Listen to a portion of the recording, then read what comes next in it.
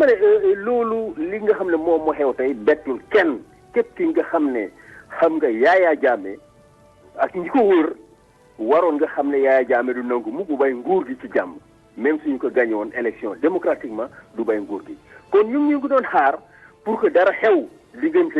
élection yi ak fi ñu joxe pouvoir ndax délai bi déjà dafa gudd te délai boobu daf ko préparé woon pour que au cas où mu ñàkk ay élection mu mun a am jot pour mun a maanaam revenir sur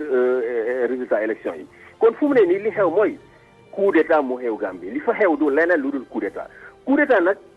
lu mu niroo mooy li xewoon Côte d'Ivoire ak Gbagbo ñu gagné Gbagbo mu foxati nguur gi li ñu xaar ci CEDEAO nag mooy li mu defoon contre Gbagbo loolu la war a def léegi dans lañ ko mettre en quarantaine isolé ko totalement et ba pare CEDEAO nag na fa ak doole pour jëli ko foofu ndax bëggoon na yónni doole pour jëli Gbagbo ci pouvoir Côte d'Ivoire bi yoon CEDEAO war na utiliser doole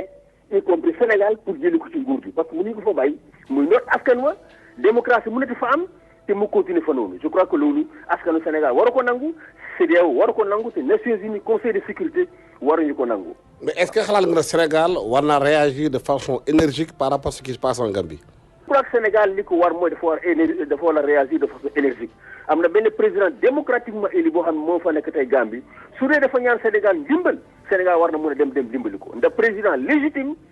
moom moo am sañ-sañ ñaan beneen réew pour mu intervenir kon tey Adama Barrow su dee woo na Sénégal pour mu intervenir du point de vue du droit international Sénégal am na légitimité pour intervenir en Gambie pour rétablir son régime et je crois que loolu vraiment moo li ñuy xaar par rapport au nouveau président mooy tamit li ñuy xaar par rapport au Sénégal et à l'ensemble des pays de la CEDEAO. Voilà, merci.